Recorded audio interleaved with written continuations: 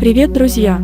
Жан-Клод Ван Дамм родился 18 октября 1960 года в семье бухгалтера и продавщицы цветов. Мальчик был худой и болезненный.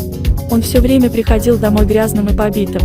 На протяжении 5 лет Ван Дамм занимался классическим балетом. Однажды его даже пригласили танцевать в Парижскую оперу. В 11 лет отец отвел его к знаменитому французскому каратисту Доминику Валера.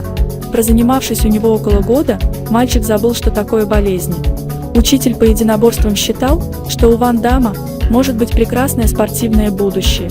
На очередном турнире он одержал победу над соперником, который был в 2 раза старше и тяжелее Ван Дамма. В 1978 году Жан-Клод получил черный пояс по карате, а в 1980 году нокаутировал опытного немца Дитриха Таргилза и стал чемпионом Европы среди профессионалов.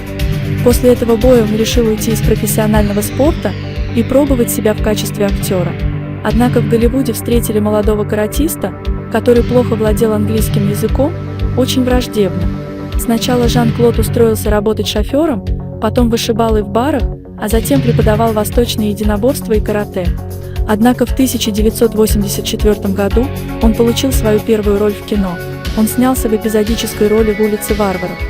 Однако критики и зрители обратили внимание на актера только в 1986 году, когда Ван Дамм снялся в роли русского в «Не отступать и не сдаваться».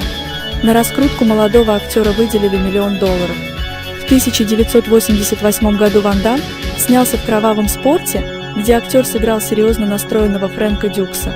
После этого актер стал знаменитым. В этом же году он снялся в прекрасной роли, сыграв младшего брата Курта в ленте «Кикбоксер». Этот фильм имел огромный успех у зрителей.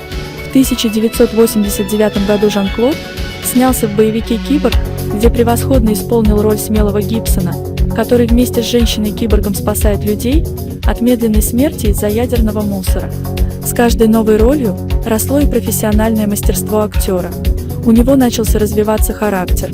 Ван Дамм играл мускулистых красавцев и настоящих мужчин, которые восстанавливали справедливость. В 1990 году актер сыграл роль волевого Леона Готье в «Самоволке», а в 1991 году сыграл главную роль в «Двойном ударе». Кинокарьера Ван Дамма развивалась очень стремительно. В «Универсальном солдате» он сыграл ветерана войны Люка Деверо, который сбился с программы и встал на сторону добра. Также зрителям запомнилась роль Ван Дамма в «Трудной мишени», где он помогал девушке найти своего отца.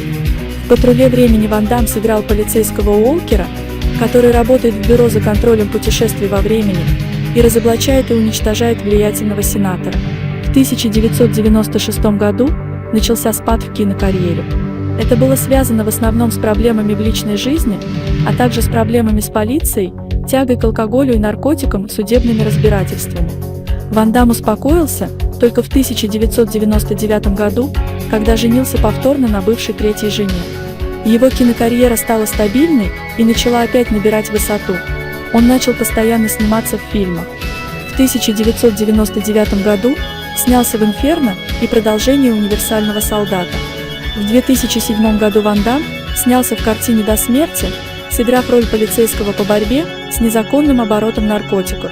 В настоящее время актер продолжает сниматься и ведет здоровый образ жизни. Он много путешествует по миру, побывал в России и был тепло встречен своими фанатами. Жан-Клод оказал огромное влияние на популяризацию боевых искусств и мотивировал миллионы мальчишек ходить в спортивные секции. Желаем ему здоровья и долголетия, а также новых ролей в кино. Ставим лайк и подписываемся на канал, чтобы не пропустить следующие видео.